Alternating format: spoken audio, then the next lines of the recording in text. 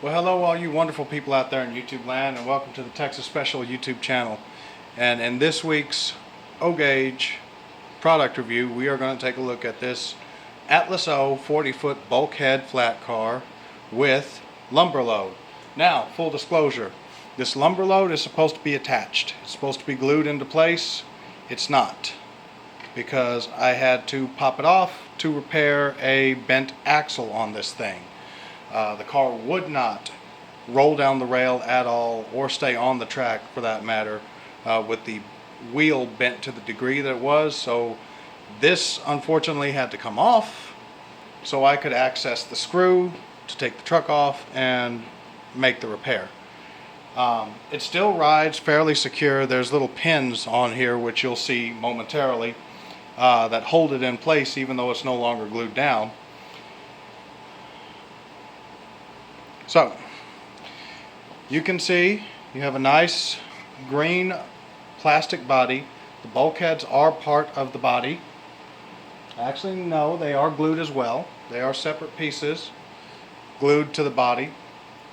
You have the Great Northern 160736. Have the build date here, October of 1965. Obviously this car was not built in October of 1965, but it models a car built in that time frame. You have the weight and capacity information here. There's supposed to be cast on stirrup steps on each corner of the car, but as you can see here, they have broken off on some of them. Not a big deal. Car still is a pretty decent model. You have these springs on the trucks. You have correct 100-ton roller bearing type trucks. Obviously they are not rotating bearing cap type trucks, but still pretty good looking trucks. The springs are purely cosmetic, as the side frames of the axles are one solid metal casting. They do have the brake shoe detail here on the inside of the truck against the wheels, which is nice. And all of the lettering is legible. All of the lettering is nicely done. Nice clear separation between the green of the body of the freight car and the white of the lettering. This load is a plastic shell basically wrapped with paper wrapping. This is meant to simulate a lumber load of 4x8 plywood. Since we have this off, we can take a look at the bed of the car. You can see there what I was talking about, the little locking pins here, here, here, and here that are supposed to be glued into place. The freight car does have stake pockets because this is not a unique tooling. This is a standard Atlas O rugged rail or industrial rail 40-foot flat car. They just happen to throw bulkheads and a lumber load on it. You have nice simulated wood grain detailing on the bed of the car and on the inside of the bulkheads as well. You can see those are the screws that allow you to take the trucks on and off.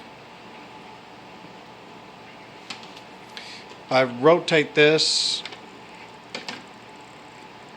you can see the B end of the car has a separately applied handbrake wheel, the brake chain, a little brakeman's perch, cast on ladder, cast on bulkhead supports, and the operating magnetic thumbtack style knuckle coupler.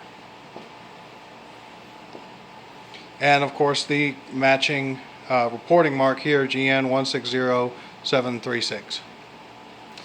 The underside of the car is what you would expect out of an 027 type freight car, because that's what it is. You have no frame detailing to speak of, but you do have your air brake system cast on to the underside of the car, with the exception of the air brake piston and the emergency and service reservoir. Those are separately applied pieces. But all your brake rigging and even the triple valve, which is right here, I know it's a little hard to see, but it's there, is all cast on to the underside of the freight car. And while we're here on the underside of the car, you can see metal wheels, some superficial rust on the axles and a little bit on the wheels, but not a big deal. This car was a second-hand acquisition and it was not stored anywhere near properly. You can see the thumbtack, the magnetic disc here on the underside of the thumbtack style mechanism, if you want to call it that.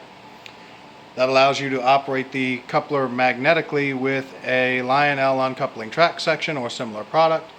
And you also have a manual uncoupling tab right here on the side of the car coupler. If you want to uncouple it manually, or you don't feel like messing with the uncoupling track section, you can just depress that tab and the knuckle opens.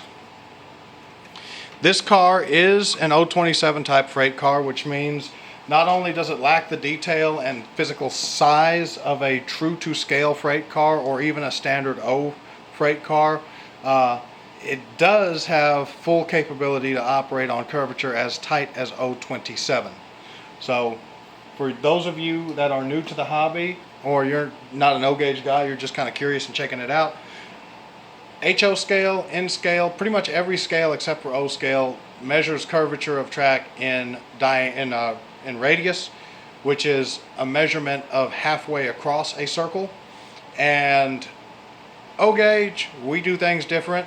We go by the diameter of a circle, so all the way across. So for pretty much any other scale, when you say 27-inch curves, they're thinking 27-inch radius, which in my terms is 54-inch diameter. No, this thing will operate on curvature as tight as a 27-inch diameter circle of track. And I don't have any 027 curves on the South Texas Railroad. I've got 036, but I have this thing set up on main track 1, which is 072 curves. So this will be a walk in the park for this train, for this freight car.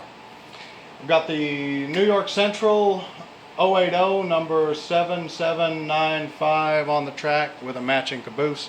This guy will be on the head end of a short little 4-car freight train, and let's see how she does. Let's see if I did this repair right.